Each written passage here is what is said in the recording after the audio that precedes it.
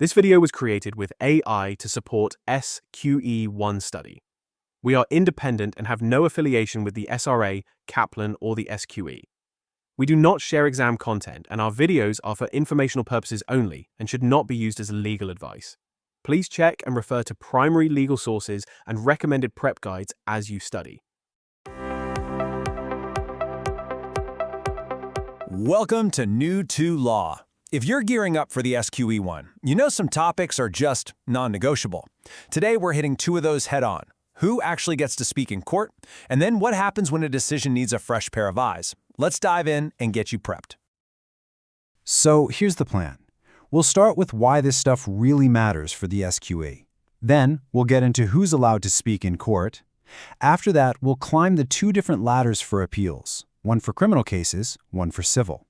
And we'll finish up with a quick quiz and a checklist to make sure it all sinks in. So, why does this matter? Well, for the SQE, they're not just going to ask you to define stuff. Nope. They'll throw scenarios at you, and you'll have to figure out, okay, which court is right for this, or what's the correct appeal route here? Getting this stuff right is absolutely crucial. All right, so before we jump into those appeal ladders, we've got to tackle a more basic question first. Who even gets to stand up and speak for a client in court? And that leads us straight to our first big idea, rights of audience. Think of it like a license to speak. It's the official permission that says, yes, you can stand up in this courtroom and argue a case for someone else. It's what separates the lawyers who can talk in certain courts from those who can't. This table makes it super clear. Look at barristers. They've got an all-access pass, automatic rights in every court. Now solicitors, they're good to go in the lower courts automatically. But if they want to argue in the big leagues, the higher courts, they need to get an extra qualification. Once they have that, boom, they're called a solicitor advocate.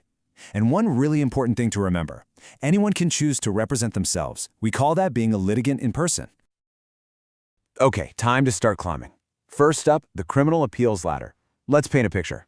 Imagine someone's just been convicted of, say, shoplifting in the magistrate's court. They think the decision was wrong. So what now? Where do they go? This is where it gets interesting. From the magistrate's court, the path actually splits in two, and it all depends on why you're appealing. If it's about the conviction or the sentence, the facts of the case, then you go to the Crown Court for a brand new hearing, a total do-over. But what if the problem isn't the facts, but the law? What if you think the magistrates just applied the law incorrectly? Well, then either the prosecution or the defense can appeal straight to the High Court, and that is a special name, an appeal by way of case stated. So what happens after the Crown Court? Well, if you want to go higher to the Court of Appeal, it's not automatic. You have to ask for permission, or leave to appeal, as it's officially called. And the very top of the ladder, the Supreme Court, that's the final boss. You can only get there if your case is about a point of law that's of general public importance. We're talking about cases that could change the law for everyone. It's a pretty big deal. All right, let's hop over to our other ladder, the civil appeal system. This time, imagine a totally different scenario. Someone bought a product for, say, 25 grand, and it's a total dud. It's a breach of contract case. Now, the way appeals work here is, well, it's a bit different. And here's the absolute key thing you need to remember about civil appeals. It's not about which court you appeal to next, it's about which judge. You always appeal to the next level of judge up the food chain. So if your case was heard by a district judge, your appeal goes to a circuit judge. If it was a circuit judge, you appeal to a high court judge. See the pattern? Once you're in the high court, things get a bit more straightforward. The next step is the Court of Appeal, and after that, just like in criminal cases, it's the Supreme Court for those really big, important legal questions. And this is such a crucial point. Remember how in criminal cases you have that one automatic right to appeal from the magistrates to the Crown Court? Well, forget that in the civil world. Here, you almost always need permission to appeal. You can't just decide to do it. You have to persuade a judge that your appeal actually has a real shot at succeeding. Okay, that was a lot to take in, I know. So let's put it to the test, right? Time for a couple of quick-fire questions to see how it all clicks into place. Scenario 1. A defendant gets convicted of a serious crime in the Crown Court. They're convinced the judge messed up on a point of law during the trial. So thinking back to that criminal ladder, where do they need to go to ask for permission to appeal?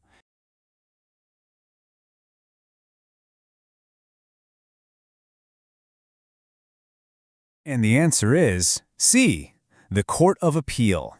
Yep, the standard path from the Crown Court always leads to the Court of Appeals Criminal Division, that high court route that's only for appeals on a point of law from the Magistrate's Court.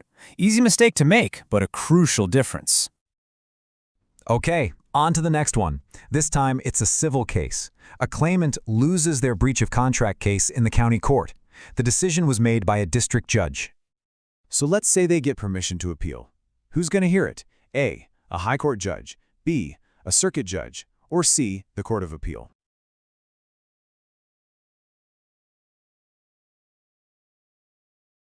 The answer is B, a circuit judge. This is that key civil rule in action. It's not about the next court up, it's about the next judge up the ladder. And from a district judge, that's a circuit judge. Brilliant work. Okay, let's pull all this together into a final checklist for you. Think of this as your cheat sheet, the key takeaways, and, just as importantly, the common traps you need to avoid. So let's lock this in for good. Key things to remember. Rights of audience depend on the court, criminal and civil appeals have their own separate ladders, and the Supreme Court is only for the huge, nationally important points of law. Now for the pitfalls to dodge. First, that civil appeal rule, it goes to a more senior judge, not necessarily a higher court. Second, don't confuse the two different appeal routes from the Magistrate's Court, Crown Court for facts, High Court for law. And finally, never ever forget that in civil cases, you almost always need permission to appeal. If you can remember those points, you'll be in fantastic shape. So we've got a pretty good map of the court system now, right?